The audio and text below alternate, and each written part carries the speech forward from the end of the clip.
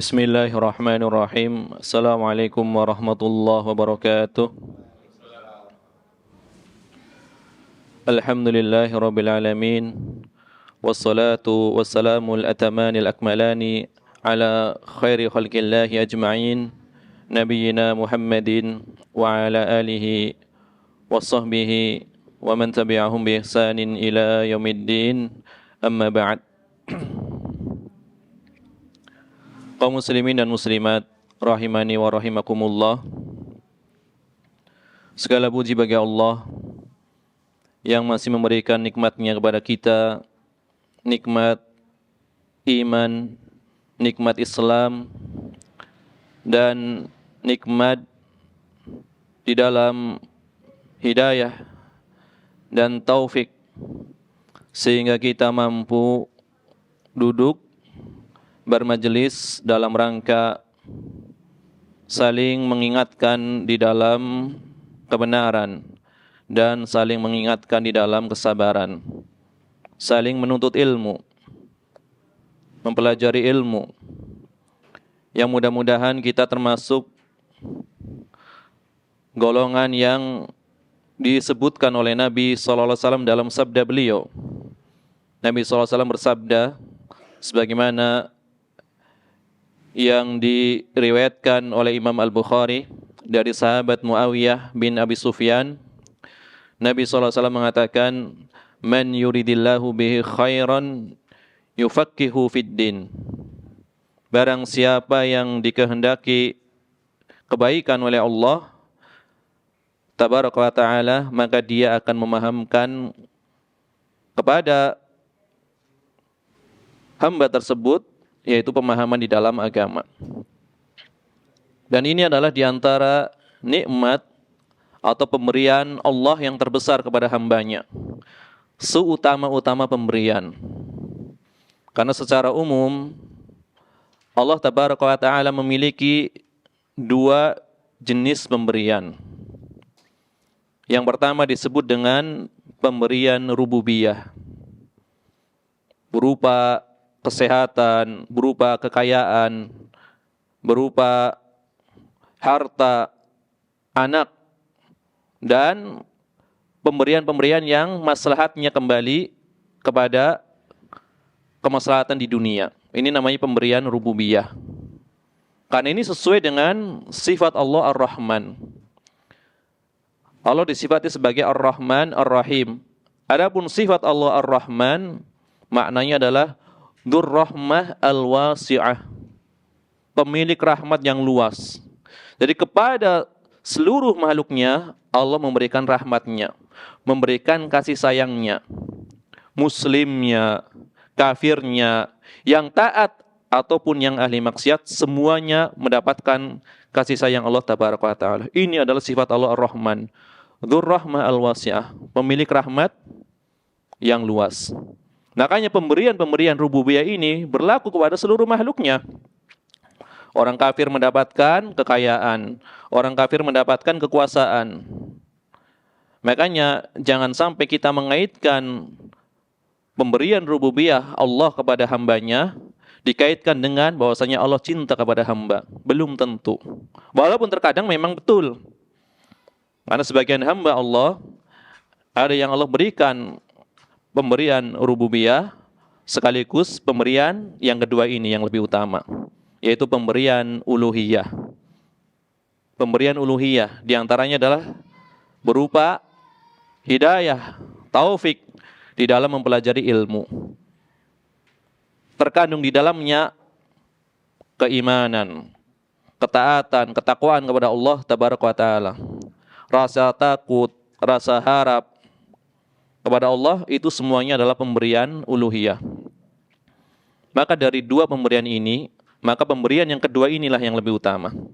Yang hendaknya senantiasa seorang hamba meminta kepada Allah agar diberikan nikmat berupa nikmat uluhiyah atau pemberian uluhiyah. Agar senantiasa dia berada di atas jalan yang lurus. Makanya sehari semalam minimal berapa kali? Minimal 17 kali kalau dia tidak melaksanakan sholat sunnah. Senantiasa berusaha mendapatkan petunjuk, ya agar diberikan petunjuk ke jalan yang lurus. Ihdinas siratal mustaqim. Tunjukkanlah kami ya Allah ke jalan yang lurus. Jalan yang lurus ini para ulama banyak ya tafsirnya. Tapi dari tafsir yang banyak intinya sama. Hanya beda cara pengungkapannya saja. Sebagian mengatakan yang dimaksud jalan yang lurus adalah jalannya para nabi. Kemudian para siddiqin. Kemudian para syuhada. Kemudian salihin, orang-orang yang soleh. Sebagian mengatakan maknanya adalah jalan Al-Quran dan Sunnah. Tapi intinya sama. Agar setiap hamba hendaknya senantiasa memohon hidayah kepada Allah Tabaraka wa Ta'ala. Adapun ya agar mendapatkan ilmu itu, tentu kita harus senantiasa berusaha mempelajarinya. Karena hidayah secara umum ada dua. Hidayah taufik ini hak Allah. Allah memberikan taufik kepada hambanya untuk masuk Islam. Ini hak Allah. Tidak ada satupun makhluk yang mampu memberikan hidayah taufik. Meskipun kita sangat cinta kepada seseorang, misalkan, agar orang tersebut taat kepada Allah, agar orang tersebut, misalkan apabila dia kafir, agar masuk Islam, tidak ada yang mampu mengubahnya, kecuali apabila Allah memberikan hidayah taufiknya kepada orang tersebut. Contoh yang jelas adalah paman Nabi SAW, Abu Thalib. Orang yang sangat dicintai oleh Nabi SAW.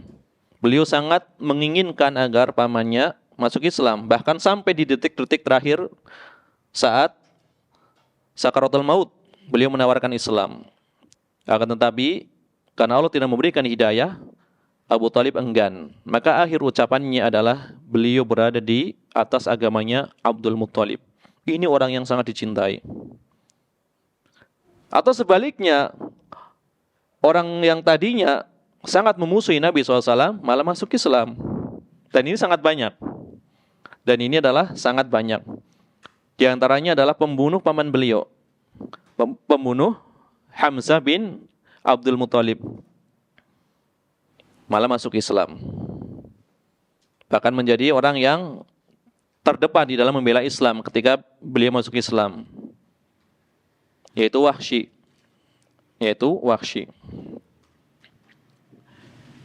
Inilah ya beberapa perkara yang hendaknya kita senantiasa memperhatikan, yaitu memperhatikan dua macam pemberian. Pemberian rububiyah dan pemberian uluhiyah. Pemberian rububiyah berkaitan dengan sifat Allah Ar-Rahman. Pemberian uluhiyah berkaitan dengan sifat Allah Ar-Rahim. Ar-Rahim, Dzu Rahmah Al-Wasilah.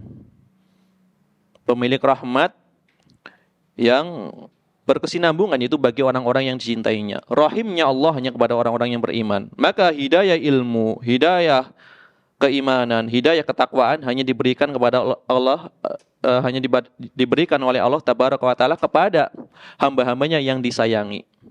Hamba-hamba khusus. Pemberian rububiyah adalah pemberian umum. Pemberian uluhiyah adalah pemberian khusus.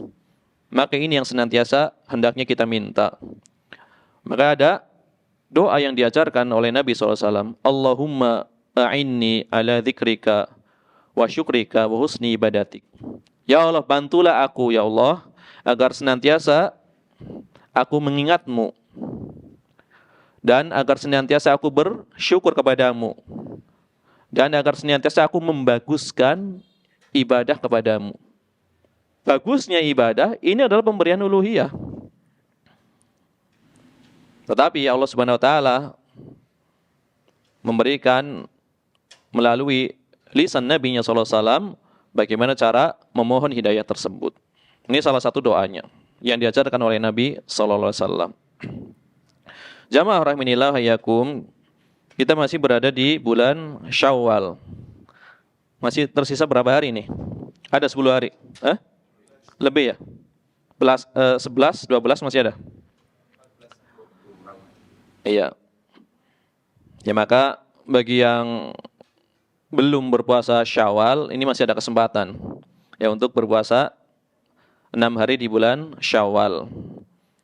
yang sudah berpuasa, ya mudah-mudahan Allah Subhanahu wa taala menerima amal ibadah tersebut, ya. Baik puasa di bulan Ramadan maupun tambahannya itu 6 hari di bulan Syawal.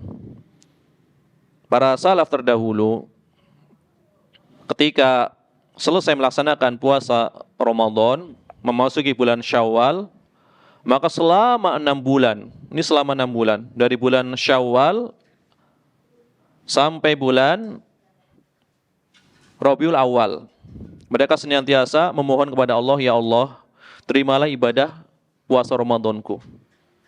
Ini selama 6 bulan. Khawatir ibadahnya tidak diterima. Kemudian dari bulan Rabiul Awal sampai Sya'ban, mereka senantiasa memohon agar dipertemukan lagi dengan bulan Ramadan berikutnya. Karena begitu banyaknya keutamaan di bulan Ramadan yang tidak didapatkan di bulan lainnya. Jadi 6 bulan memohon diterima ibadah pada Ramadan yang lalu, 6 bulan berikutnya memohon agar dipertemukan dengan Ramadan yang akan datang. Karena dua perkara ini diterimanya ibadah. Yang kedua, apakah kita akan berjumpa dengan Ramadan berikutnya? Ini dua perkara yang tidak kita ketahui. Boleh jadi Ramadan kemarin adalah Ramadan terakhir kita. Maka penting sekali memohon kepada Allah agar diterima puasa di bulan Ramadan tersebut. Ini adalah di antara tingginya keimanan para salaf. Khawatir mereka di dalam beribadah tidak diterima oleh Allah Tabaraka wa Ta'ala. Jadi tidak ada rasa ujub, membanggakan diri, tidak ada. Karena mereka kebanyakan telah mencapai tingkatan as-sidqu. As-sidqu. Karena di dalam amal, sebagaimana diterangkan oleh Imam Ibnul Qayyim, itu ada tingkatannya. Amal itu ada tingkatannya. Pertama, orang yang beramal pasti harus ada niatnya. Harus ada niatnya. Tidak mungkin seseorang beramal kecuali pasti ada niat. Dan niat itu ada kalanya adalah niat yang solih, niat yang benar. Yang kedua, ada kalanya adalah niat yang tidak benar. Riya misalkan. Ibadah ingin dilihat, berarti niatnya tidak benar, berarti riya, agar dipuji oleh orang. Maka pertama, itu pasti ada niat. Niat ada kalanya niat yang baik, yang kedua niat yang buruk. Ini tingkat yang pertama. Yang kedua adalah tingkat ikhlas. Berarti ikhlas lebih tinggi dari sekedar niat. Ya. Ikhlas lebih tinggi dari sekedar niat. Ikhlas artinya apa? Seluruh ibadah yang dilakukan oleh sang hamba tersebut diniatkan untuk mengharapkan wajah Allah, tidak mengharapkan pujian dari Allah.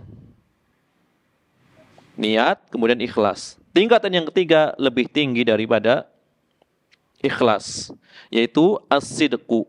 Sidik. As-sidqu. Bedanya apa? Kalau ikhlas, seorang beribadah semata-mata hanya mengharapkan wajah Allah, mengharapkan pahala. Tidak mengharapkan pujian atau pandangan orang lain. Itu ikhlas. Adapun sidik lebih tinggi dari ikhlas. Sidik, seorang beribadah sudah tidak memandang dirinya. Maksudnya apa? Bahwasanya dia mampu melakukan ibadah tersebut semuanya karena pertolongan dari Allah Tabaraka wa Ta'ala. Jadi tidak memandang dirinya. Tidak memandang dirinya. Dia beribadah disebabkan karena Allah lah yang memberikan pertolongan kepadanya. Ikhlas mencegah orang dari riya. Sidik mencegah orang dari ujub. Lebih tinggi lagi. Bisa saja orang ikhlas, saya tidak mengharapkan pujian dari orang. Semua ibadah saya lakukan hanya kepada Allah. Mau saya dicela, mau saya dipuji, tidak ada urusannya dengan ibadah saya. Semuanya karena Allah. Ini ikhlas. Tapi bisa aja ada rasa ujub. Bisa aja ada rasa ujub. Misalkan di masyarakat dia terjadi banyak sekali kemaksiatan. Orang yang berjudi, mabok-mabokan, minum keras, kemudian berzina, segala macam. kemudian masjid ditinggalkan. Pokoknya penuh dengan kemaksiatan. Tetapi dia adalah orang yang taat. Satu-satunya orang yang taat. Dia senantiasa beribadah kepada Allah. Dia nggak mengharapkan pandangan orang. Tentunya dia ikhlas. Tapi barangkali ada setitik rasa ujub. Barangkali kalau saya tidak beribadah, bisa binasa semua orang di sini. Diazab oleh Allah Tabaraka wa Ta'ala. Ya ini kan ada rasa apa? Rasa ujub. Mungkin karena saya beribadah, mereka jadi tidak diazab. Ini ada rasa ujub. Padahal dia tidak ria. Karena dihina saja tidak masalah. Ya, jadi ikhlas menghindarkan diri dari ria, kemudian sidik menghindarkan dari ujub.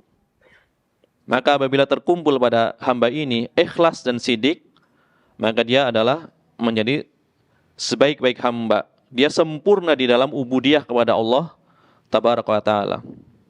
Ini adalah yang diterangkan oleh Imam Ibnul Qayyim. Ya. Makanya di antara kitab yang bagus, kitabnya tipis tapi luar biasa, agar kita bisa benar-benar totalitas beribadah kepada Allah Tabaraka wa Ta'ala. Kitab yang ditulis oleh guru dari Imam Ibnul Qayyim, Syekhul Islam Ibnu Taimiyah, kitab Al-Ubudiyah. Kitab Al-Ubudiyah luar biasa. Bagaimana seorang beribadah kepada Allah, adab-adabnya. Bagaimana seorang kiat-kiat seseorang agar dia dicintai oleh Allah Tabaraka wa Ta'ala. Kitab Al-Ubudiyah yang ditulis oleh Syekhul Islam Ibnu Taimiyah rahimahullah ta'ala. Jadi bukan mendekatkan diri kepada Allah ala kaum sufi yang ekstrim, bukan. Tapi berdasarkan Al-Quran dan Sunnah. Jadi di dalam Ahlus Sunnah wal Jamaah itu banyak sekali kitab tazkiyatun nafs. Jadi jangan sampai mempelajari tazkiyatun nufus itu adalah kebiasaan orang-orang sufi, keliru. Justru tujuan Al-Quran diturunkan untuk apa? Untuk membersihkan hati kita. Membersihkan dari segala macam kotoran hati. Dari kotoran syirik, dari kotoran maksiat, kemudian kebid'ahan. Itu perlu dibersihkan. Maka keliru kalau dikatakan, kenapa mempelajari tazkiyatun nufus? Kenapa tidak mempelajari tauhid? Justru kandungan tauhid adalah tazkiyatun nufus. Membersihkan hati dari segala kotoran, noda-noda kesyirikan. Berarti bertauhid. Maka orang yang paling memahami tazkiyatun nufus adalah orang yang paling benar tauhidnya. Yang paling benar tauhidnya. Maka di dalam kitab Al-Ubudiyah, kita bisa merasakan bagaimana kedalaman ilmu Syekhul Islam Ibnu Taimiyah. Bagaimana cara seorang hamba mendekatkan diri kepada Allah. Ini luar biasa. Orang-orang di zaman Syekhul Islam Ibnu Taimiyah itu menganggap, atau kebanyakan ulama, itu menganggap di antara orang yang paling pakar di dalam tazkiyatun nufus adalah Al-Imam Ibnul Qayyim. Ternyata Al-Imam Ibnul Qayyim masih suka mengadu kepada Syekhul Islam Ibnu Taimiyah. Masih suka gundah hatinya, masih suka gelisah. Ketika gelisah, kata Imam Ibnul Qayyim, kami murid-murid Syekhul Islam itu menghadap kepada guru kami Syekhul Islam Ibnu Taimiyah. Begitu kami memandang wajah beliau, maka hilang rasa gundah. Karena pancaran dari keimanannya. Pancaran dari keimanan Syekhul Islam Ibnu Taimiyah. Yang beliau zikirnya luar biasa. Ya. Dari habis sholat subuh sampai matahari tinggi. Beliau terus mengulang-ulang zikir. Dikatakan, kata Syekhul Islam Ibnu Taimiyah, ini adalah sarapanku. Jadi sarapannya adalah dengan berzikir.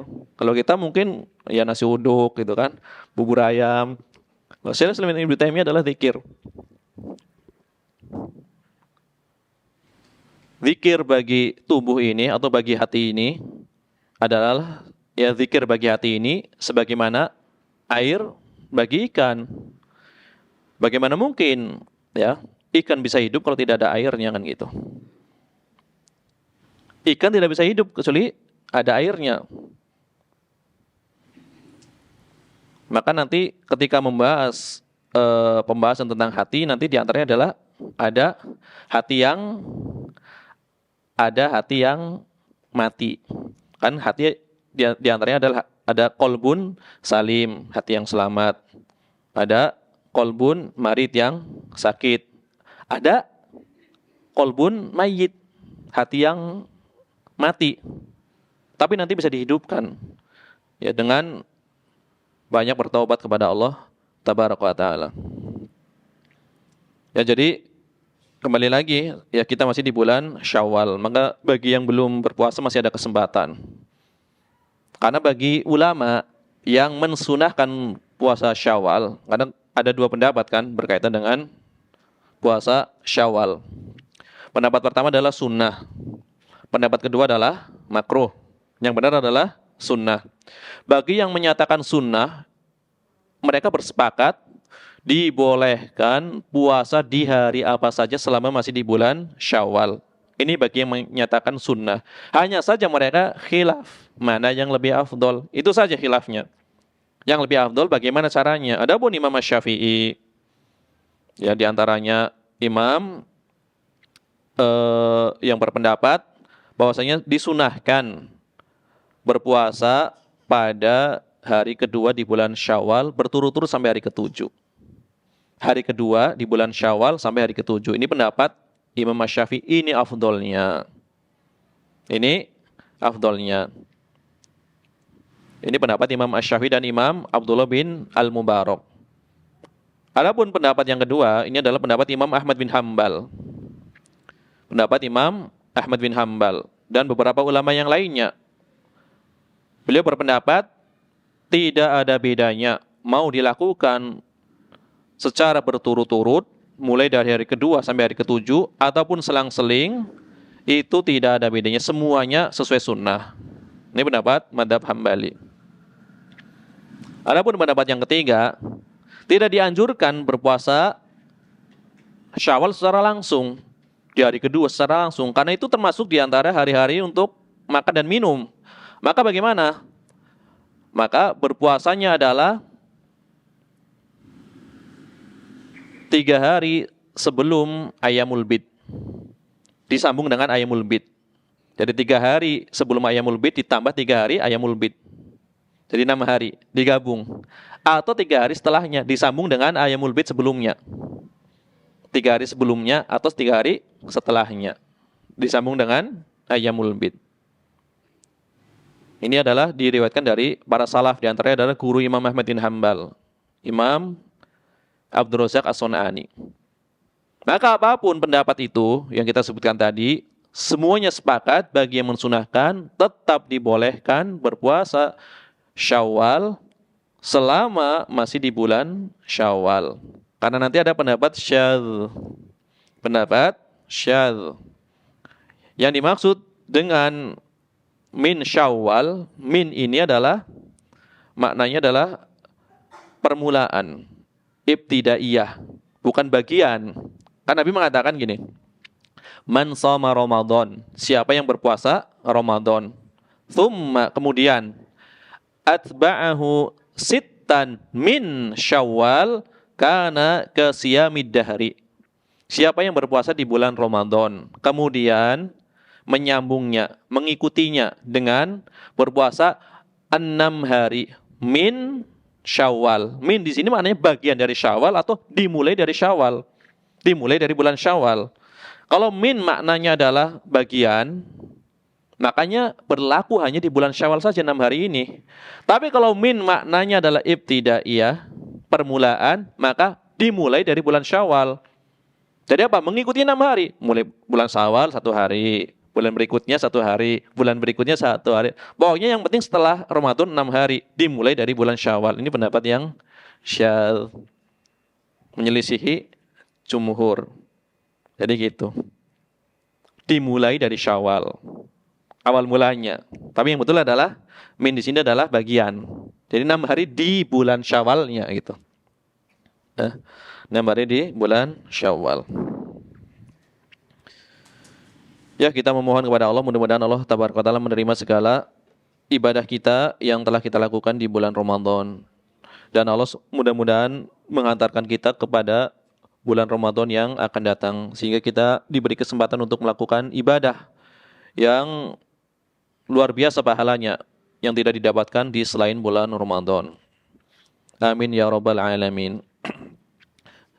Jamaah rahiminillah hayakum. Ini berlalu berapa menit ini? Udah setengah jam nih. Gak apa-apa.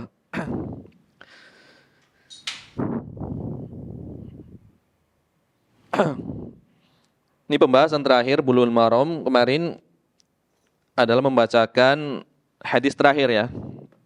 Hadis terakhir dari Umar bin Khattab radhiyallahu anhu. Dan kita telah membawakan, saya lupa berapa fawaid. Hadisnya kemudian fawaid dari Syekh Muhammad bin Shalih Al-Utsaimin. Nah, kita akan ya memurojaah, mengulang sedikit hadis tersebut ya pembahasannya.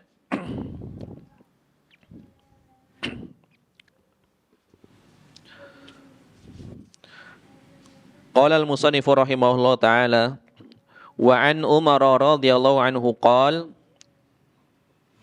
penulis rahimahullah taala Al-Hafidz Ibnu Hajar beliau mengatakan, dan dari Umar radhiyallahu anhu beliau berkata, qala Rasulullah sallallahu alaihi wasallam, Rasulullah sallallahu alaihi wasallam bersabda, ma minkum min ahadin yatawadda, tidaklah salah seorang di antara kalian berwudu, fayusbihul wudu'a, lalu dia menyempurnakan wudunya, membaguskan wudunya, thumma yaqul, kemudian dia mengucapkan, asyhadu an la ilaha illallah wahdahu la syarikalah wa asyhadu anna Muhammadan abduhu wa rasuluh, illa futihat lahu abwabul jannah. Kemudian dia mengucapkan zikir tersebut, kecuali akan dibukakan baginya pintu-pintu surga. Akhrajahu Muslim. Hadis ini diriwayatkan oleh Imam Muslim. Jadi pintu surga jumlahnya ada berapa? Ada 8 ya. Disebutkan dalam beberapa riwayat. Di antaranya ada pintu salat, ada pintu jihad, ada pintu puasa. Ini disebut sebagai apa? Pintu Royan ya. Kemudian ada pintu sedekah.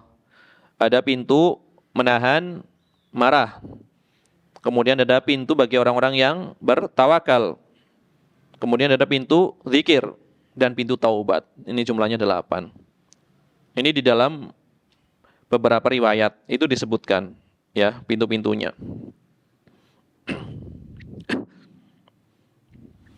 Kalau di dalam riwayat Bukhari dan Muslim adalah babus salat, pintu salat, babul jihad, kemudian babus siam, kemudian babus sedekah. Ini 4 pintu yang disebutkan ini dalam riwayat Bukhari dan Muslim.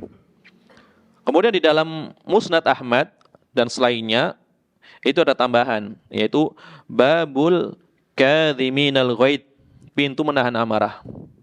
Orang yang mampu menahan amarah. Itu ada pintu khusus nanti di surga. Ya, kemudian babul mutawakkilin, pintu bagi orang-orang yang bertawakal. Kemudian babul zikir, pintu zikir. Kemudian pintu taubat.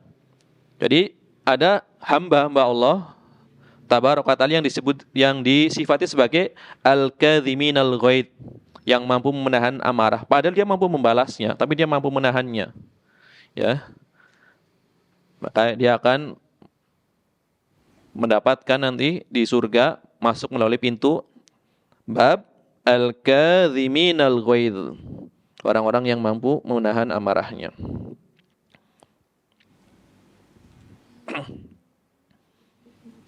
Di sini disebutkan thumma yaqulu, setelah berwudu, fayusbihul wudu'a, memperbagus wudu, menyempurnakan wudu. Yang dimaksud apa? Dia menunaikan seluruh ya hak anggota wudu, dari mencucinya maupun mengusapnya. Dipenuhi haknya, itu namanya menyempurnakan. Nanti ada kadar sempurna, kadar minimal, ada kadar yang paling utama. Kalau kadar minimal, asal benar-benar terpenuhi basuhan maupun usapan tersebut. Kalau kadar sempurnanya, masing-masing basuhan adalah 3 kali. Itu kadar sempurnanya. Ini disebut sebagai ya menyempurnakan wudu. Fayusbihul wudu'a. Ya, fayusbihul wudu'a, menyempurnakan wudu. Kemudian mengucapkan asyhadu alla ilaha illallah. Yang maknanya aku bersaksi. Persaksian, syahadat. Persaksian atau syahadat maknanya apa?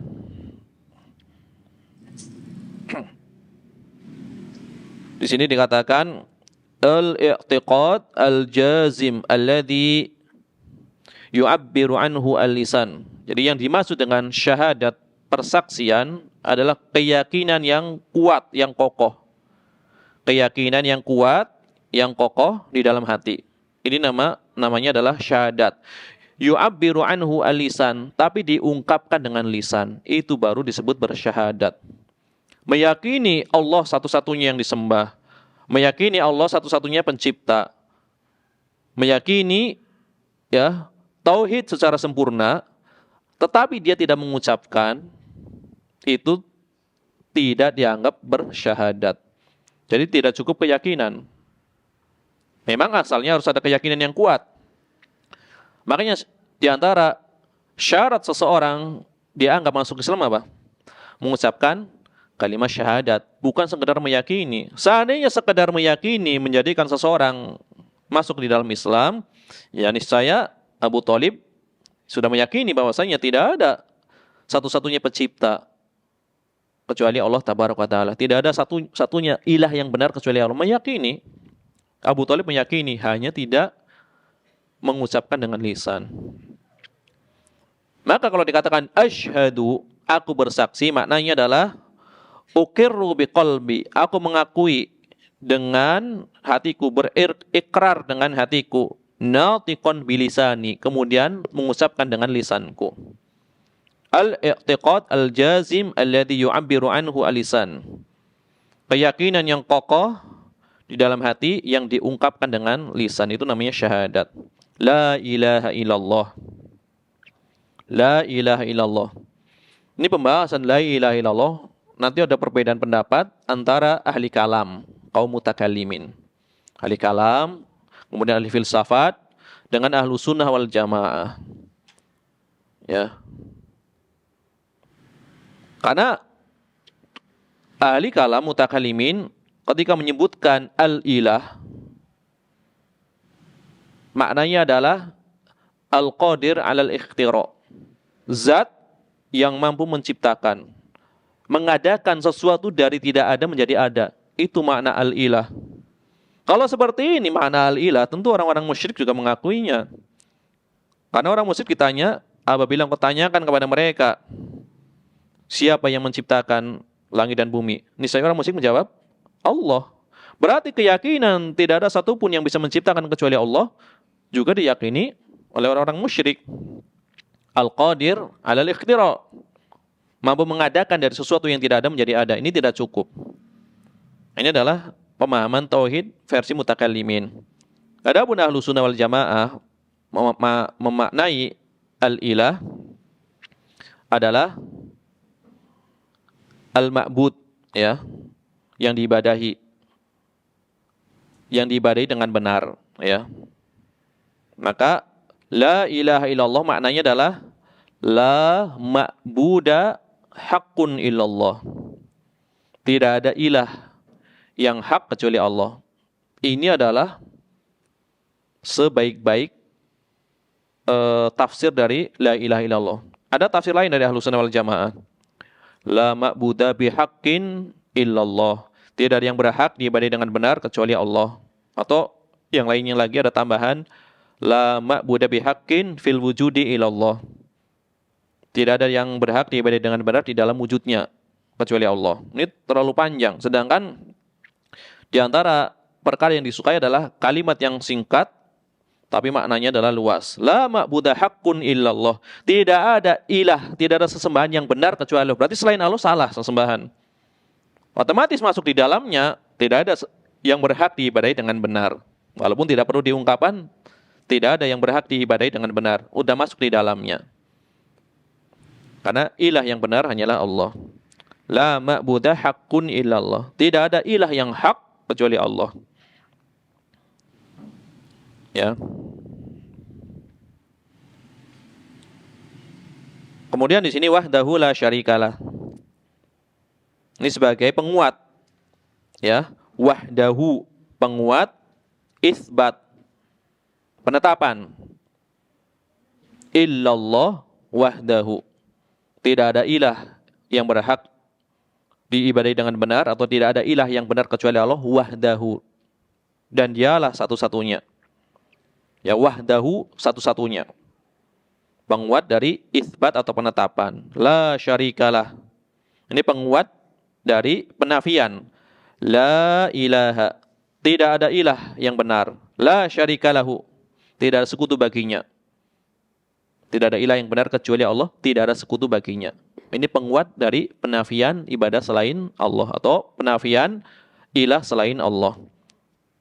Jadi senantiasa harus dikumpulkan antara penafian dan penetapan. Ini baru sempurna. Asyhadu an la ilaha illallah. Ini baru sempurna. Dikuatkan dengan kalimat berikutnya. Wahdahu la syarikalah. Dialah satu-satunya, tidak ada sekutu baginya. Dan ini adalah seruan yang wajib pertama kali didakwahkan kepada setiap manusia. Ya, yang wajib pertama kali didakwakan kepada setiap manusia, sembahlah Allah saja. Ini dakwahnya para rasul. Di dalam surat Al-Baqarah, itu ada huruf apa? Ya unida. Ya yang maknanya adalah panggilan atau seruan. Seruan pertama di dalam Al-Qur'an apa? Di dalam Al-Qur'an, seruan pertama. Ayat pertama yang berisi seruan surat apa? Hah? Dalam Al-Qur'an. Dihitung aja dari depan. Surat Al-Baqarah. Bunyinya bagaimana? Ya ayyuhan nasu'budu rabbakumul ladzi khalaqakum walladzina min qablikum la'allakum tattaqun. Ini suruhan pertama. Wahai manusia, u'budu ya ayyuhan nas, wahai manusia. U'budu, beribadalah kalian. Rabbakumul ladzi, kepada Rabb kalian yang telah menciptakan kalian. Rabbakumul ladzi khalaqakum, yang telah menciptakan kalian. Wahai manusia, beribadalah kepada Allah, sembahlah Allah, Rabb yang telah menciptakan kalian dan menciptakan orang-orang sebelum kalian, agar kalian bertakwa. Jadi seruan pertama adalah agar manusia beribadah. Dan ini sesuai dengan prinsip dakwah Islam. Makanya ketika Nabi SAW mengutus Mu'adz ibnu Jabal ke Yaman, seruan pertama kali apa? Ya Mu'adz, wahai Mu'adz, innaka ta'ti qauman ahla kitabin. Sesungguhnya engkau akan mendatangi kaum, satu kaum itu ahli kitab. Ya. Maka jadikan apa yang kau serukan pertama kali apa? Ila an yashhadu alla ilaha illallah wa anna Muhammadar Rasulullah, agar mereka bersaksi tidak ada ilah yang berhak diibadahi dengan benar kecuali Allah, dan bahwasanya Muhammad adalah utusan Allah. Ini seruan tauhid. Jadi dakwah tauhid adalah dakwah terdepan. Jadi ini luar biasa. Al-Hafidz Ibnu Hajar menutup pembahasan kitab wudu dengan zikir yang berisi tauhid. Kan setelah membersihkan jasad fisik ini, berarti ini toharoh yang bersifat hissiyah. Maka ada toharoh yang bersifat apa? Ma'nawiyah. Membersihkan diri dari kesyirikan. Itu termasuk dalam toharoh juga. Makanya ditutup dengan kalimat tauhid, agar terbebas dari kesyirikan. Ya, asyhadu an la ilaha illallah wahdahu la syarikalah. Ini dakwah yang paling utama. Wa asyhadu anna Muhammadan abduhu wa rasuluh. Dan aku bersaksi bahwasanya Muhammad adalah hamba dan utusannya. Di sini Nabi Muhammad SAW disifati dengan dua sifat, hamba dan rasul, hamba dan utusan. Maka Syekh Muhammad bin Abdul Wahab mengatakan Nabi Muhammad SAW adalah seorang hamba yang tidak boleh disembah dan seorang rasul yang tidak boleh didustakan. Abdun la yu'bad, hamba yang tidak diibadahi. Rasulun la yukadzab, dan rasul yang tidak boleh didustakan. Ya. Hamba yang tidak boleh disembah dan rasul yang tidak boleh didustakan. Ini dua sifat. Ketika suatu hal dinisbatkan kepada Allah, itu berarti memiliki nilai yang tinggi. Hambanya hamba Allah. Onta memiliki nilai yang mulia ketika disandarkan kepada Allah. Naqatallah. Ontanya Allah. Ontanya siapa? Nabi Saleh. Berarti memiliki kemuliaan karena disandarkan kepada Allah. Hamba Allah memiliki kemuliaan. Makanya nama yang paling disukai adalah Abdurrahman atau Abdullah. Hamba Allah Ar-Rahman, hamba Allah yang Maha Pengasih, dan hamba Allah. Hamba disandarkan kepada Allah. Abdun la yu'bad. Ya. Rasulun la yukadzab. Hamba yang tidak boleh disembah dan rasul yang tidak boleh didustakan. Nah, ini adalah dua sifat dari Nabi Muhammad SAW.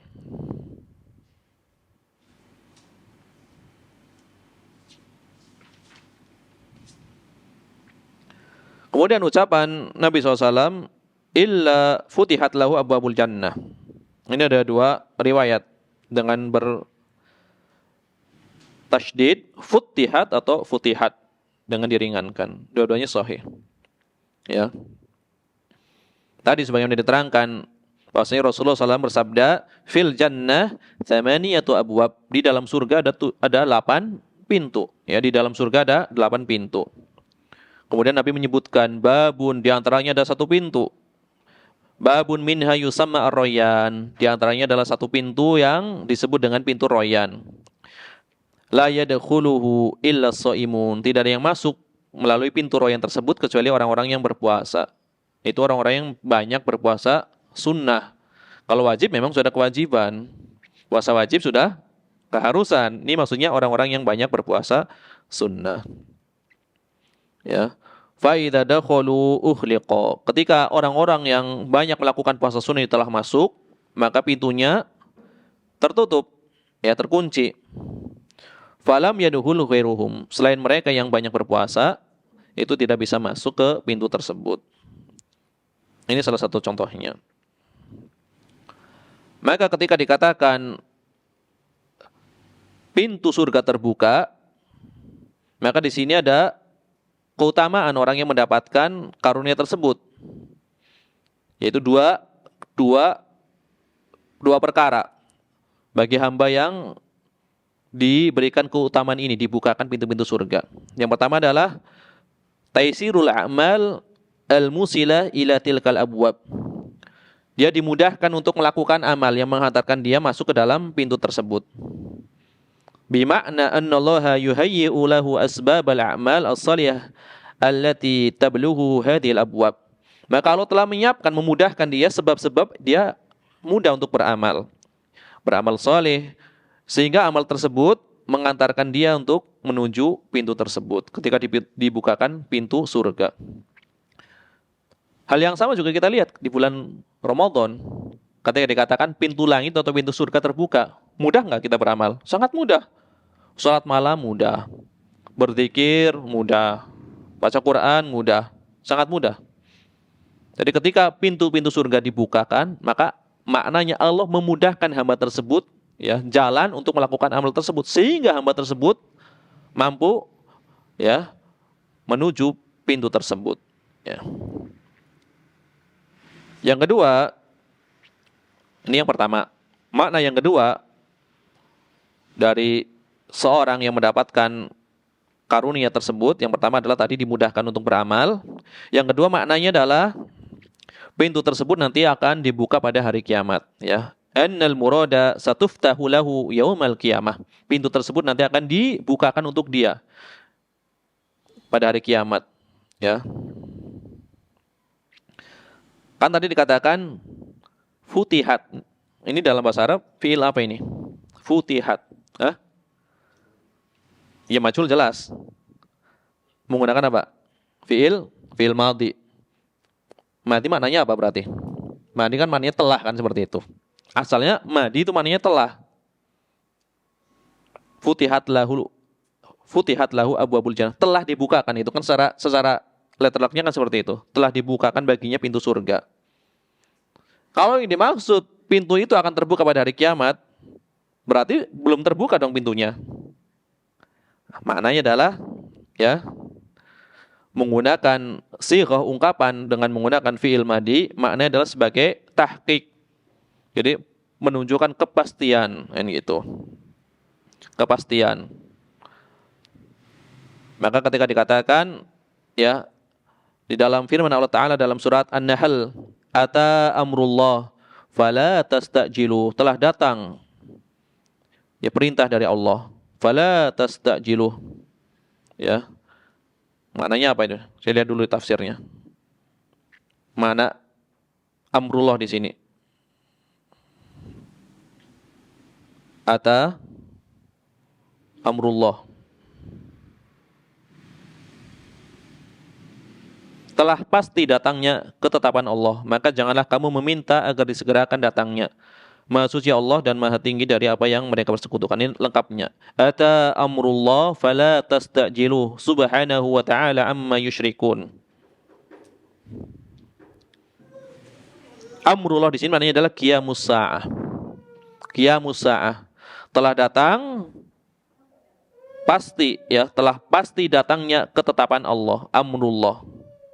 Maksudnya adalah di sini adalah hari kiamat. Padahal hari kiamat datang belum? Belum. Menunjukkan apa? Kepastian. Maka di sini futihat lahu abwabul jannah menggunakan fi'il madhi menunjukkan pasti nanti akan dibukakan baginya pintu surga. Ya, pasti akan dibukakan baginya nanti pintu surga. Yang menunjukkan kepastian terjadinya, ya. Sebagaimana firman Allah Ta'ala tadi, ata amrullahi fala tastajiluh, telah pasti datangnya ketetapan Allah, maka janganlah kamu meminta untuk disegerakan. Padahal belum terjadi hari kiamat, cuma pasti nanti datang, gitu kan. Jadi dalam sighah atau ungkapan menggunakan fi'il madhi itu banyak sekali faidah. Misalkan seorang mendoakan, ya, rahimahullah. Maknanya apa nih kalau secara letter? Allah telah merahmatinya. Apakah pasti dirahmati? Ya belum tentu. Maknanya doa, semoga Allah merahmatinya. Dan seperti itu. Kemudian di dalam riwayat Tirmidzi tadi belum disebutkan, ya. Wa Tirmidzi wa zada. Dan di sini diriwayatkan pula oleh Imam At-Tirmidzi. Wazada, Imam At-Tirmidzi memberikan tambahan redaksi. Allahumma ja'alni minat tawabina wa ja'alni minal mutatahhirin. Ya Allah, jadikanlah aku termasuk dari orang-orang yang bertaubat, ya, minat tawabin. Wa ja'alni minal mutatahhirin, dan jadikanlah aku termasuk orang-orang yang mensucikan diri. Ya Allah, jadikanlah aku termasuk orang-orang yang bertaubat. Dan jadikanlah aku termasuk orang-orang yang mensucikan diri. Allahumma. Ya, ini seruan, ya, munada di sini. Seruan. Allahumma. Asalnya ya Allah. Asalnya adalah ya Allah.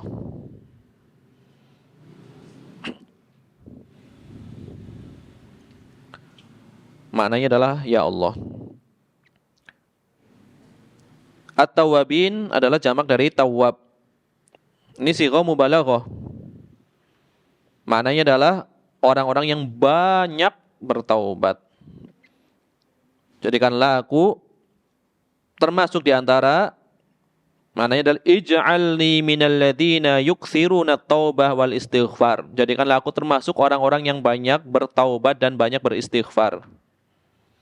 Ya, ini makna dari tawwab. Jamaknya tawwabin. Makanya Nabi SAW disebutkan dalam sebuah riwayat bertaubat kemudian beristighfar dalam sehari semalam berapa kali? Hah? Dalam satu riwayat 70 kali. Dalam riwayat lain 100 kali. Iya. Astaghfirullah wa atubu ilaih. Aku memohon ampun kepada Allah dan aku bertaubat kepadanya. Ini 100 kali. Padahal Nabi SAW adalah orang yang maksum. Ya, terlindung dari kesalahan, ya. Telah diampuni dosanya yang lampau dan yang akan datang. Diampuni dosanya yang lampau dan yang akan datang. Nah, ini adalah doa yang sangat bagus, ya. Allahumma ja'alni minat tawwabin. Jadikanlah aku termasuk orang-orang yang banyak bertaubat. Wa ja'alni minal mutatahhirin, dan jadikanlah aku termasuk di antara orang-orang yang mensucikan diri. Ya. Karena Allah Subhanahu wa taala berfirman di dalam surat Al-Baqarah ayat 222. Ayat 222. Innallaha yuhibbut tawwabina wa yuhibbul mutatahhirin. Sesungguhnya Allah mencintai orang-orang yang banyak bertaubat dan mencintai orang-orang yang mensucikan diri. Ya. Innallaha yuhibbut tawwabina wa yuhibbul mutatahhirin.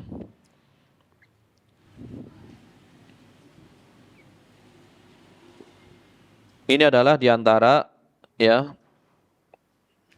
pembahasan dari makna hadis yang diriwayatkan oleh Umar bin Al-Khattab radhiyallahu anhu. Kemudian Syekh Abdullah Al-Fauzan di dalam kitab Minhatul Alam, setelah beliau membahas panjang lebar dari sisi sanadnya, kemudian maknanya secara global maupun rinci, beliau mengatakan, ya, istihbabu hadza dzikri al-jalil al-mustamil ala syahadatain inda nihayatil wudu. Di dalam hadis ini terdapat faidah, disunahkan yang mengucapkan zikir yang agung ini, yang terkandung di dalamnya dua kalimat syahadatain ketika selesai berwudu. Li'annahu sababun lis-sa'adatil abadiyah. Karena sesungguhnya kandungan dari zikir ini adalah sebab yang menghantarkan seseorang mendapatkan kebahagiaan yang abadi nanti di surga. Apa itu? Diterangkan wahiya duhulul jannah min ayyi abwabiha sya'a. Masuk ke surga dari pintu mana saja dia mau. Ini luar biasa nih, kebahagiaan yang abadi, ya. Duhulul jannah min ayyi abwabiha sya'a. Masuk surga dari pintu mana saja. Ada enggak orang yang dipanggil dari seluruh pintu? Hah? Dari seluruh pintunya itu manggil gitu. Itu ada. Ya, di antaranya Abu Bakar As-Siddiq radhiyallahu anhu. Ya, kan suatu ketika Nabi SAW setelah selesai sholat, beliau menghadap kepada para sahabat. Siapa hari ini yang mengantarkan jenazah? Semuanya diam. Kata Abu Bakar, ana ya Rasulullah, saya wahai Rasulullah. Siapa yang hari ini berpuasa? Saya ya Rasulullah. Abu Bakar lagi jawab. Yang lain diam semuanya. Siapa? Siapa yang menjenguk orang sakit? Saya ya Rasulullah. Kemudian satu lagi apa? Pertanyaannya. Siapa yang bersedekah? Ya. Siapa yang bersedekah? Kemudian Abu Bakar menjawab, saya ya Rasulullah.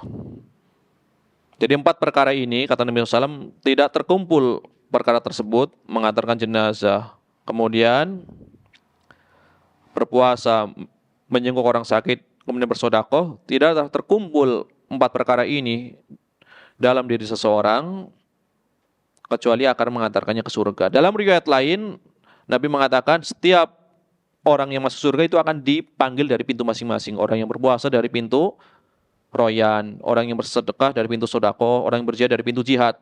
Abu Bakar bertanya, adakah orang yang dipanggil dari seluruh pintu? Kan gitu. Ini luar biasa pertanyaannya. Ada, kata Nabi SAW. Dan aku berharap orang tersebut adalah engkau. Aku berharap orang tersebut adalah engkau. Ini adalah keutamaan Abu Bakar As-Siddiq.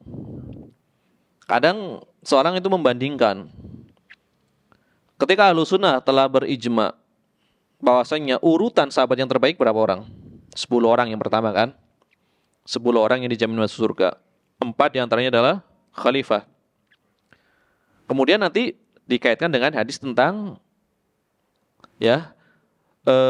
kata Nabi SAW ketika di dalam mimpi beliau diperlihatkan umat-umat. Kemudian hadis yang panjang di dalam hadis tersebut disebutkan walakin ungdur ila ufuk. Tetapi lihatlah ke ufuk. Kemudian Nabi melihat ke ufuk. Fa idza sawadun azim. Tiba-tiba diperlihatkan kelompok yang sangat banyak. Kemudian dikatakan hadhihi ummatuk, ini umatmu, wa ma'ahum sab'una alfan. Ya. Wa ma'ahum sab'una alfan yadkhulunal jannah bighairi hisabin wala adabin. Itu adalah umatmu. Di dalamnya bersama mereka ada 70.000 orang yang masuk surga tanpa hisab, tanpa adab. Nanti di ujung hadis apa? Ukasyah bertanya kepada Nabi SAW. Ya Rasulullah, doakanlah aku ya Rasulullah agar aku termasuk orang yang masuk surga tanpa hisab, tanpa adab. Kemudian Nabi mengatakan anta minhum, kan gitu. Anta minhum, kamu adalah bagian dari orang yang masuk surga tanpa hisab, tanpa azab. Berarti di sini Ukasyah telah dijamin oleh Rasulullah SAW akan masuk surga tanpa hisab, tanpa azab. Apakah ini menunjukkan Ukasyah kedudukannya lebih utama dari 10 orang yang dijamin masuk surga? Hah? Padahal masuk surga tanpa hisab, tanpa azab ini Ukasyah.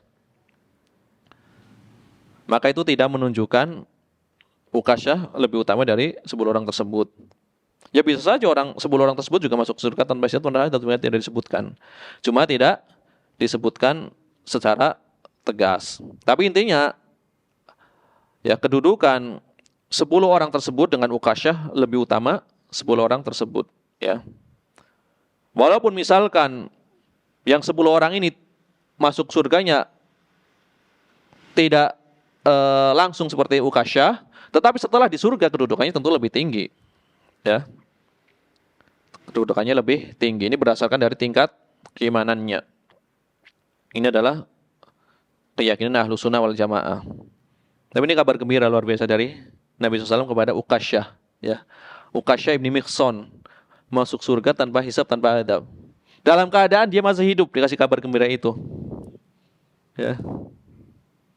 Tetapi para sahabat ketika diberikan kabar gembira tersebut bukannya santai, bukan. Semakin takut kepada Allah, semakin memperbanyak ibadah. Kan gitu. Pokoknya senang, alhamdulillah udah dijamin masuk surga tanpa hisab, santai saja. Ini kalau keadaan di dunia, ya.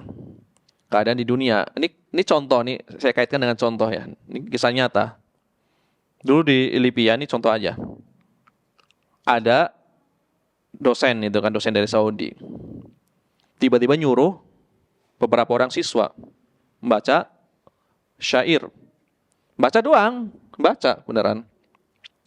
Kemudian setelah membaca, ditanya siapa yang baca tadi, catat namanya. Kurang lebih 4 orang, ya. Kemudian kata dosennya, langsung saya kasih nilai full tanpa ujian, kan seperti itu. Tanpa ujian nilainya full, sempurna gitu kan. Sedangkan yang lain itu harus ujian dulu kalau pengen mendapatkan nilai, kan seperti itu. Benar-benar nggak tidak bohong. Tapi tetap harus ikut ujian. Cuma langsung nilainya, saya nggak akan meriksa ujiannya. Maksudnya langsung saya nilainya sempurna gitu kan. Ternyata apa?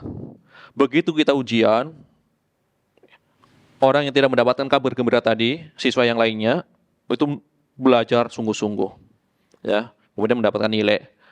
Kemudian setelah nilainya dibagikan, maka kata dosennya, saya benar-benar menyesal. Kenapa? Seburuk-buruk nilai adalah 4 orang tadi yang saya jamin nilainya. Berarti memang apa? Nyantai nggak belajar, mentang-mentang udah, ini kisah nyata maksudnya. Ini keadaan kita. Karena udah dijamin, kata dosennya, tapi saya udah terlanjur berjanji, tetap ditulis nilainya sempurna gitu loh. Walaupun nilainya seburuk-buruk nilai ya 4 orang tadi kan gitu. Ya, gitu. Karena udah dikasih kabar gembira dari awal. Udah, tadi yang baca langsung dapat nilai sempurna. Tapi tetap ikut ujian untuk formalitas saja. Ternyata nggak belajar. Nilainya paling buruk. Nah ini para sahabat, ketika dikasih kabar gembira, Abu Bakar fil jannah, Umar fil jannah, Utsman fil jannah, Ali fil jannah. Mereka bukan nyantai-nyantai, semakin mereka takut kepada Allah, semakin mereka takut ada kemunafikan pada dirinya. Buktinya Umar bin Khattab sepeninggal Nabi SAW bertanya kepada Hudzaifah ibnul Yaman, wahai Hudzaifah, apakah Nabi pernah menyebut-nyebut aku termasuk di antara orang munafik? Padahal Umar kan udah jelas-jelas dijamin masuk surga. Dalam beberapa kesempatan Nabi mengatakan, di antaranya ketika berada di Gunung Uhud, ya, Uthbut ya Uhud, tenanglah, diamlah kamu Uhud, karena di atasmu ada Nabi, ada Siddiq dan 2 orang syahid. Syahid berarti apa? Orang yang dijamin untuk surga. Tapi masih mengkhawatirkan kemunafikan. Kemudian ya, Utsman bin Affan, ketika Utsman mengeluarkan seluruh hartanya, menyedekahkan seluruh hartanya, yang luar biasa banyaknya, nggak bisa kehitung. Kemudian kata Nabi SAW, apapun yang dilakukan Utsman sekarang mau ngapain, pokoknya tidak ada yang memudaratkan dia. Dia udah masuk surga. Apakah setelah itu Utsman menjadi bermalas-malasan? Justru semakin takut kepada Allah Tabaraka wa Ta'ala. Ini gambaran ya. Jadi bagaimana perbedaan kita dengan para sahabat. Makanya pantas saja ya, yang menemani Nabi SAW adalah para sahabat. Kata Ibnu Mas'ud, Allah Subhanahu wa Ta'ala itu memandang hati-hati setiap hamba. Dan Allah dapati hati yang terbaik di antara hati para hamba adalah hati para nabi. Kemudian di antara hati seluruh nabi tersebut yang paling baik adalah hati Nabi Muhammad SAW. Kemudian setelah itu Allah memandang hati-hati kepada hamba yang lainnya selain para nabi. Maka kemudian Allah memandang hati yang terbaik adalah hati para sahabat. Maka pantas Allah menjadikan mereka sebagai orang-orang yang menemani nabinya ya sallallahu alaihi wasallam. Ini luar biasa. Ini contoh tadi ya, dikasih kabar gembira nilainya full, malah nggak belajar. Ini contoh gambaran saja.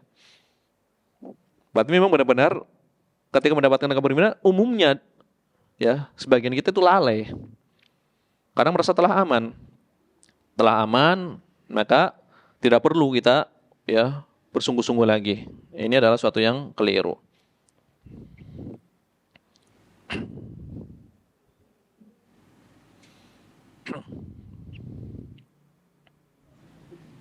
Kemudian Syekh Abdullah Al-Fauzan melanjutkan, wa hadza fadlun 'azimun fa innahu warada anna lis-salat baban wa lis-shadaqah baban wa lil-jihad baban wa lis-siyam baban kama taqaddam. Ini adalah keutamaan atau karunia yang besar, bahwasannya telah datang di dalam riwayat bahwasanya bagi orang-orang yang rajin sholat sunnah ada pintu, bagi orang yang banyak sedekah ada pintu, bagi orang yang berjihad ada pintu, bagi orang yang berpuasa ada pintu, sebagaimana telah kita sebutkan, telah berlalu penjelasannya.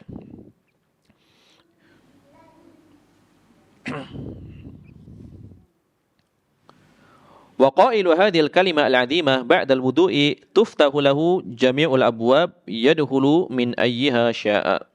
Orang yang mengucapkan kalimat yang agung ini setelah berwudu, maka akan dibukakan baginya seluruh pintu-pintu surga yang dia masuk melalui pintu manapun yang dia mau, ya.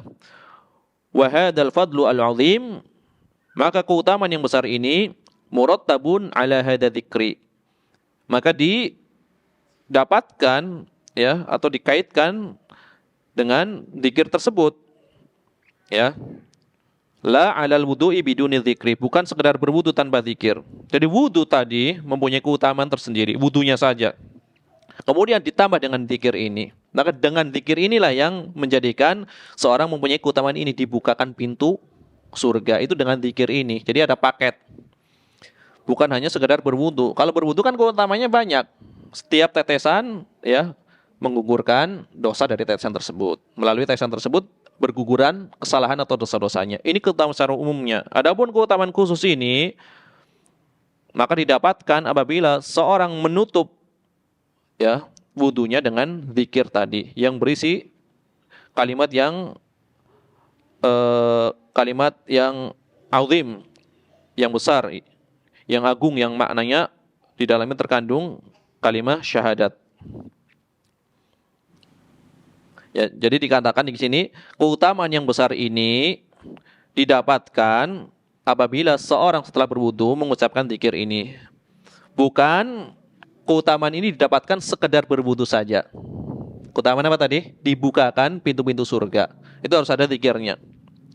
Sehingga li'alla yata'arrad dzalika ma'a ma warada min anna salat laha babun wal wudu'u alladhi huwa wasilatun ila salat bihadhil fadilah fayuqalu fil jawab ma taqaddam, biar tidak kontradiksi. Kan tadi disebutkan orang yang sholat memiliki pintu, sedangkan wudu tersebut kan wasilah, sarana untuk mendapatkan keutamaan tersebut, keutamaan dari pintu sholat tersebut. Ini nggak bertentangan, karena tadi yang dimaksud adalah kekhususan bagi orang-orang yang berzikir setelah berwudu. Ini keutamaannya, dibukakan pintu-pintu. Adapun sholatnya sendiri tentu ada pintu sholat. Sodako ada pintu sodako. Adapun seluruh pintu terbuka apabila setelah berwudu dia mengucapkan zikir ini. Jadi tidak ada kontradiksi di sini ya. Karena wudunya sendiri itu mengantarkan kepada sholat. Kan gitu. Tidak kontradiksi, ini kan kaitannya dengan wudu sekaligus sholat. Ini wudu dengan zikir, beda lagi gitu keutamaannya. Wa fi hadza dzikri, di dalam zikir ini munasabatun azimah, terdapat munasabah yang besar, ya, kesesuaian, keterkaitan, ya korelasi yang besar. Fa innal mutawaddi lamma akmala dhahirahu bit tadhhir bil ma'i wa isbaghil wudu'i kammala batinahu bi aqidati tauhid wa kalimatil ikhlas allati hiya asyraful kalimat. Ini korelasinya apa antara zikir dengan kesucian lahiriah maupun batiniah? Karena berwudu dengan sempurna tentu akan sempurna membersihkan lahiriah seseorang. Ya, yaitu disucikan dengan apa? Dengan air dan memperbagus wudu.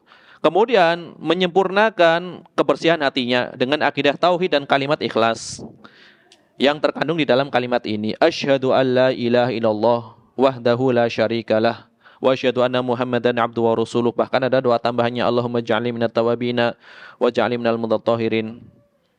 Ini luar biasa. Bersih lahir batinnya. Nah ini. Qala Sun'ani, Imam As-Sun'ani ini dalam Subulus Salam ini dinukil oleh Syekh Abdullah Al-Fauzan. Ini dalam kitab Subulus Salam. Ini kalau yang megang Subulus Salam itu ada di bagian terakhirnya. Ya. Wala yakhfa husnu khatmil musannif babal wudu bi hadzal du'a alladhi yuqalu 'inda tamamil wudu'i fi'lan. Faqala wa 'inda tamami adillatihi ta'lifan. Jadi intinya adalah Imam As-Sun'ani memuji Al-Hafidz Ibnu Hajar tentang bagusnya penulis Ibnu Hajar Al-Asqalani ketika menutup bab wudu dengan riwayat ini, dengan doa ini, ya.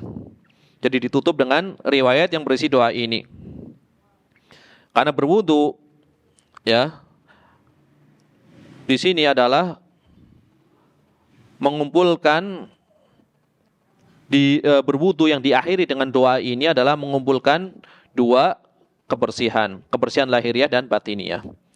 Jadi ini bagusnya riwayat yang dijadikan oleh Al-Hafidz Ibnu Hajar Al-Asqalani sebagai penutup bab wudu. Ditutup dengan doa.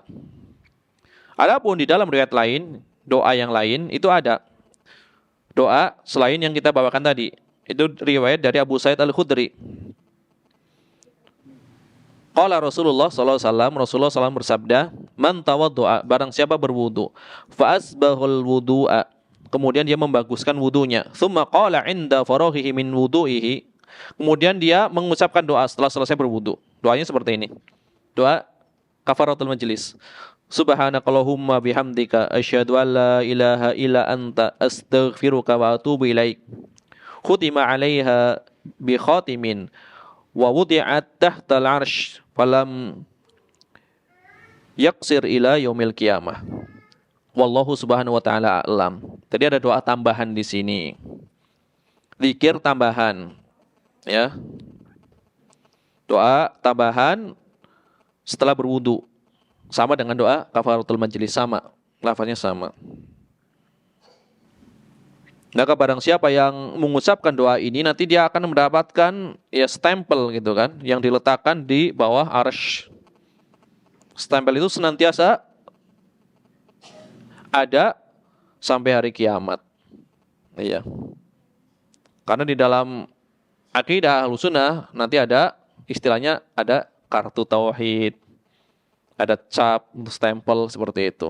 Cuma kaifiahnya jangan dibayangkan. Timbangan saja kan ada, ya. Timbangan yang memiliki 2 daun timbangan yang neraca tersebut. Jadi orang yang mengucapkan dzikir ini nanti akan diberikan ya stempel itu, nanti diletakkan di bawah arsy. Senantiasa ada sampai hari kiamat seperti ini. Ini adalah di antara keutamaan dari zikir-zikir setelah wudu. Kemudian ya tambahan fawaid. Saya Utsaimin baru saya bawakan separuh, tapi saya nggak perpanjang lagi, takut nggak selesai. Fawaid dari Syekh Utsaimin itu baru separuh, baru 6. Ya kurang lebih ya 6. Ini tadi dari Syekh Abdul Fauzan. Ini ada faedah tambahan yang belum disebutkan dari ulama yang lainnya, yang belum kita bahas. Faedah tambahan. Ini dari Syekh Abdullah Al-Bassam dalam kitab Tawdihul Ahkam.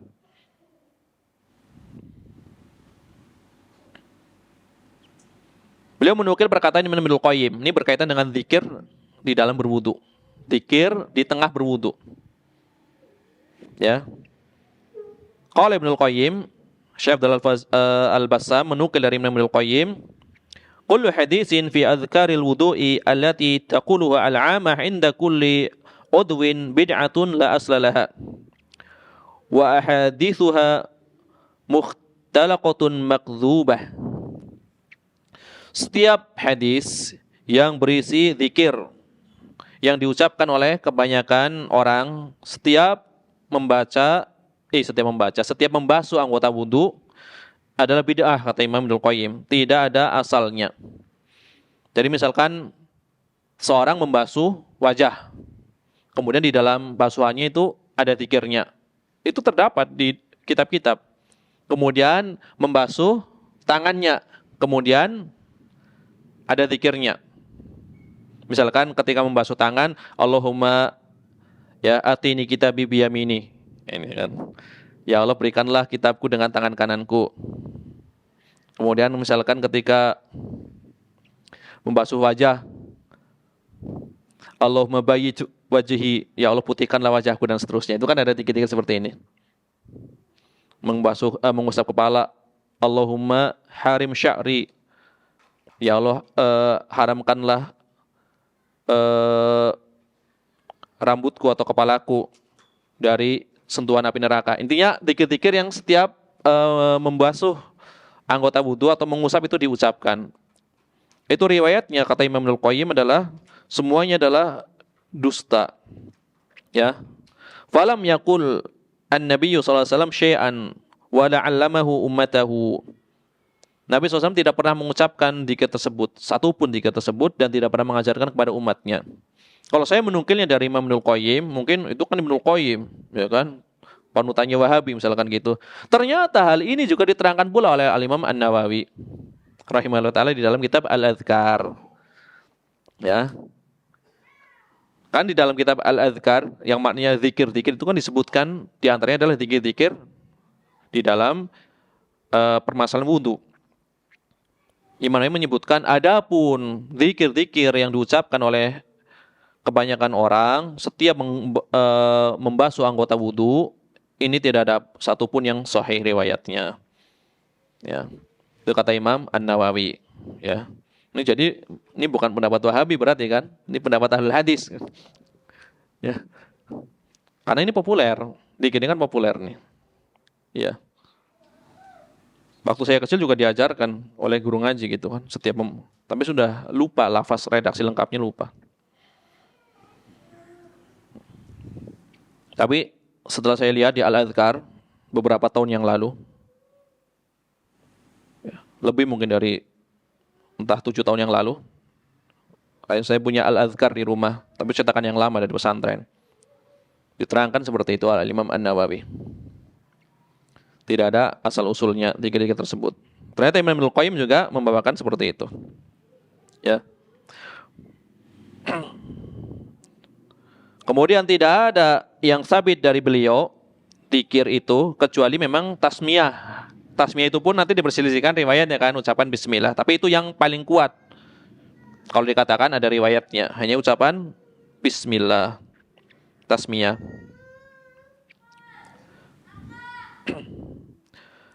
Wa hadza dzikri atau wa hadza dzikru fi akhirih wala nuqila an ahadin minas sahabah wala tabi'in wala la'imah al-arba'ah.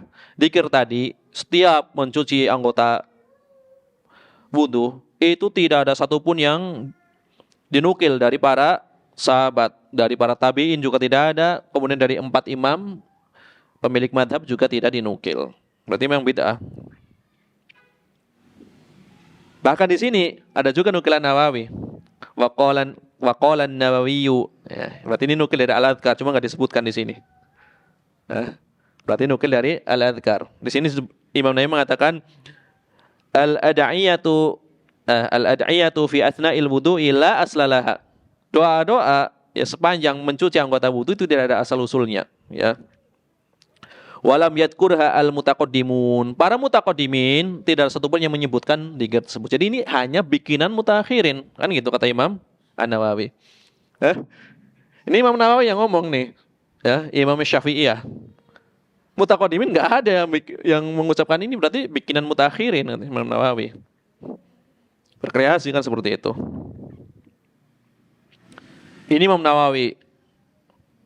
Sebelum Imam Nawawi juga berkomentar, yaitu Imam Ibnu Shalah, Abu Amr Ibnu Shalah mengatakan lam yasihha fihi haditsun. Tidak ada satupun hadis yang sahih yang berkaitan dengan zikir-zikir tersebut. Ini kata Imam Ibnu Shalah.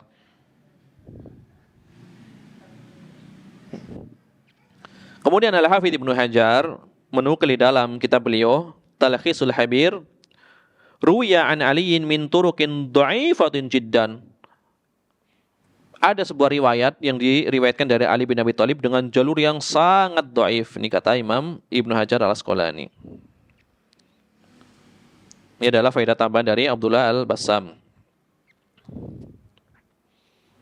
Kemudian tambahan faedah berikutnya,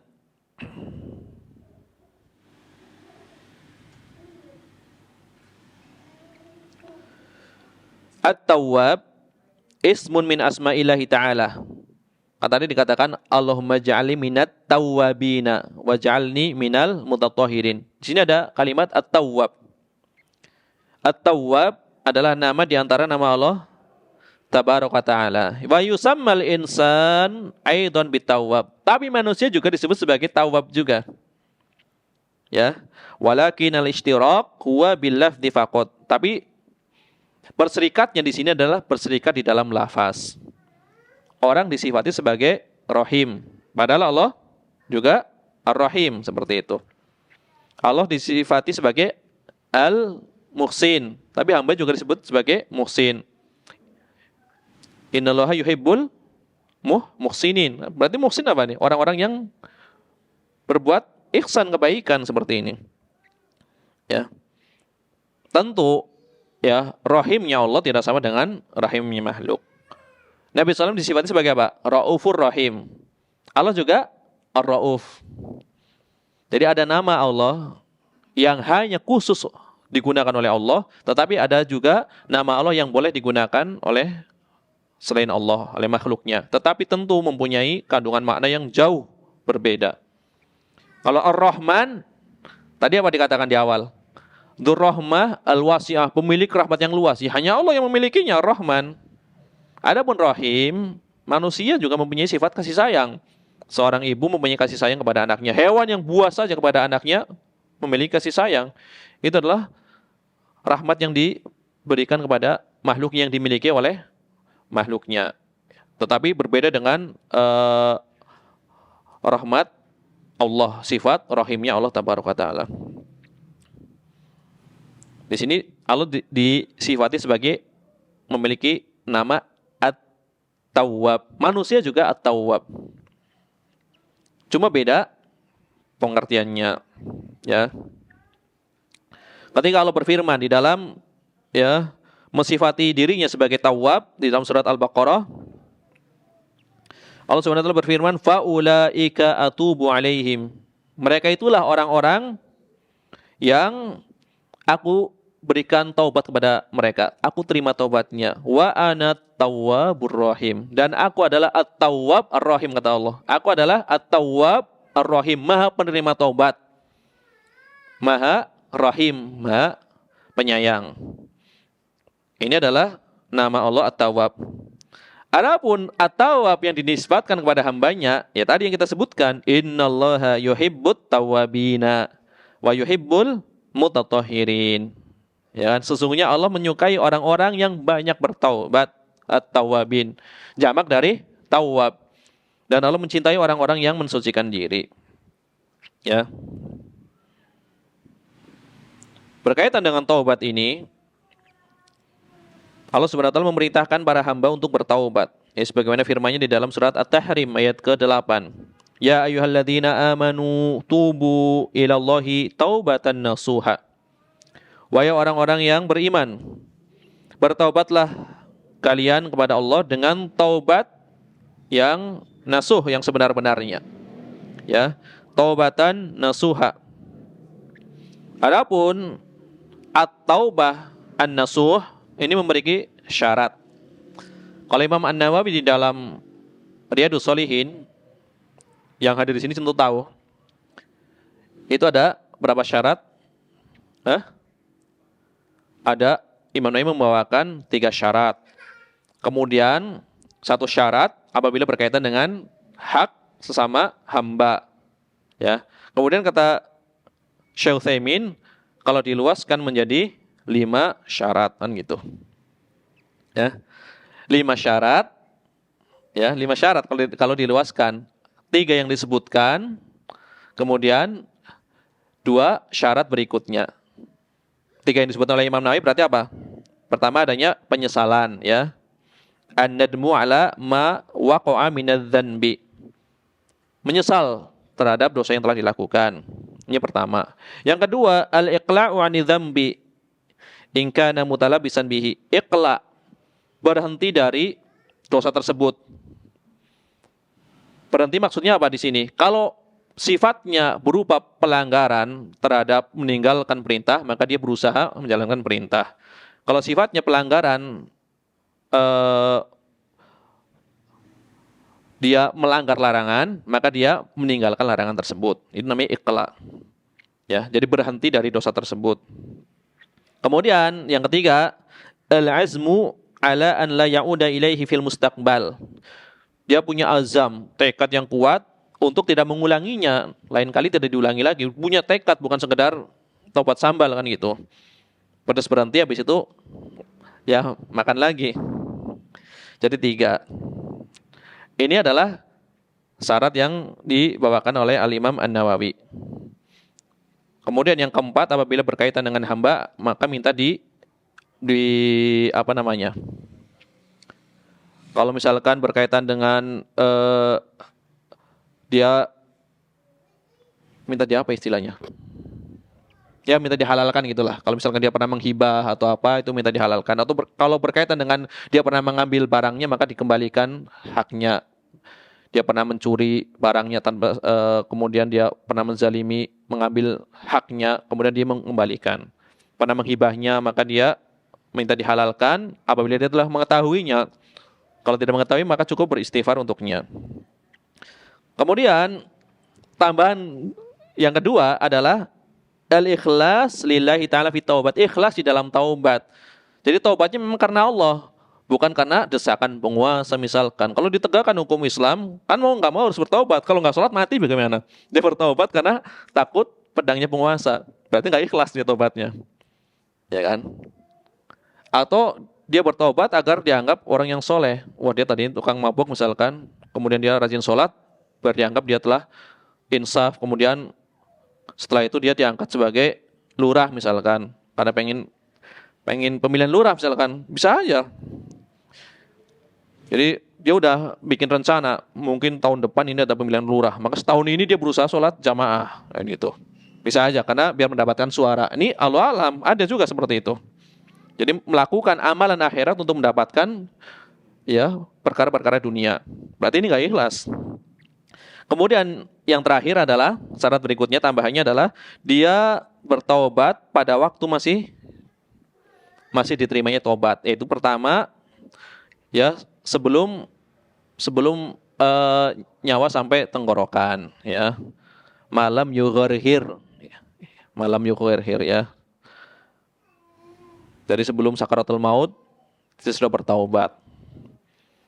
Yang kedua adalah sebelum matahari ya terbit dari tempat tenggelamnya, itu masih diterima taubat. Ya kan? Masih diterima taubat. Ini adalah ya 5 syarat dari orang yang ingin taubat an-nasuh. Yang menyesal, berhenti, bersungguh-sungguh untuk tidak mengulanginya, ikhlas. Kemudian bertobat pada waktu masih dimungkinkan untuk taubat. Kemudian apabila berkaitan dengan hak sesama anak Adam, maka minta dihalalkan. Ya, dengan 2 cara. Apabila dia mengambil barangnya, maka dikembalikan. Apabila dia menghibah, maka meminta maaf ataupun dia mendoakannya apabila tidak diketahui oleh orang yang dihibah tersebut. Ya, ini adalah beberapa ya faidah yang bisa diambil dari hadis ini. Insyaallah setelah sholat asar kita akan masuk bab baru insyaallah, babul mashi 'alal khuffain, bab mengusap 2 khuf. Khuf ini diterjemahkan apa ya? Kalau dikatakan kaos kaki masih umum, kaos kaki yang terbuat dari kulit. Sarung kaki yang terbuat dari kulit atau sejenisnya. Soalnya kalau dari kain disebutnya bukan khuf.